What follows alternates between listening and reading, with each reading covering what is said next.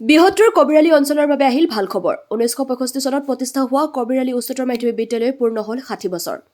অসম চৰকাৰ অসম ৰাজ্যিক শিক্ষা সঞ্চালকালয়ৰ পৰা হাইস্কুল শিক্ষান্ত পৰীক্ষাৰ কেন্দ্ৰৰ স্বীকৃতি পালে কবিৰালী উচ্চতৰ মাধ্যমিক বিদ্যালয় এলৈ উৎফুল্লিত বৃহত্তৰ কবিৰালী অঞ্চলৰ ছাত্ৰ-ছাত্ৰী অভিভাৱক আৰু সচেতন ৰাইজৰ লগতে কাষৰীয়া হাইস্কুলৰ ছাত্ৰ-ছাত্ৰী শিক্ষক শিক্ষয়িত্ৰীসকল 2026 চনৰ প্ৰথমটো হাইস্কুল শিক্ষান্ত পৰীক্ষাত বহিব 6খন বিদ্যালয়ৰ মুঠ 342 গৰাকী ছাত্ৰ-ছাত্ৰী কবিৰালী উচ্চতৰ মাধ্যমিক বিদ্যালয়ৰ পৰা প্ৰথমবাৰৰ বাবে নতুন পৰীক্ষা কেন্দ্ৰত পৰীক্ষাত বহিব 166 গৰাকী বড়ো আৰু অসমীয়া মাধ্যমৰ ছাত্ৰ-ছাত্ৰীয়ে নতুন পৰীক্ষা কেন্দ্ৰ অনাত মুখ্য ভূমিকা গ্ৰহণ কৰা অধ্যক্ষ খ্ৰীষ্টোফাৰ দৈমাৰীক অভিনন্দন বৃহত্তৰ কবিৰালী অঞ্চলৰ ৰাইজৰ উল্লেখযোগ্য যে অতি পিছপৰা বৃহত্তৰ কবিৰালী অঞ্চলৰ ছাত্ৰ-ছাত্ৰীসকলে কলাইগাঁও উচ্চতৰ মাধ্যমিক বিদ্যালয় পৰীক্ষা কেন্দ্ৰলৈ কোনোৱে চাইকেল কোনোৱে বাইক আৰু কোনোৱে ভাড়াঘৰত থাকি হাইস্কুল শিক্ষান্ত পৰীক্ষাত বহিব লগা হোৱাত বহু সমস্যা হৈছিল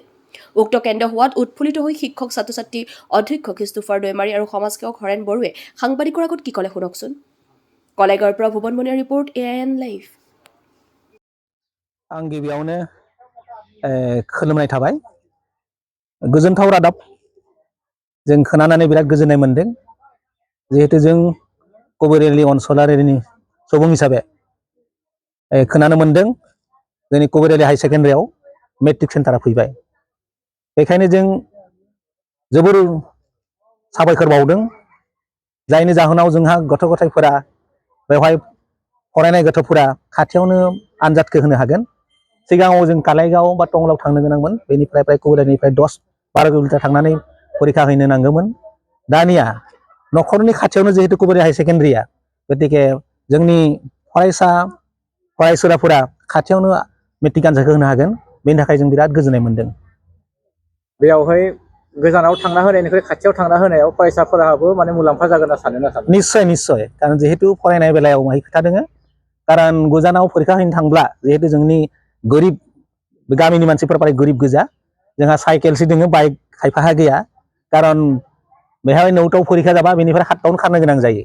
जायनि जाहोनाव फरायनाया एसे लोसकान जायो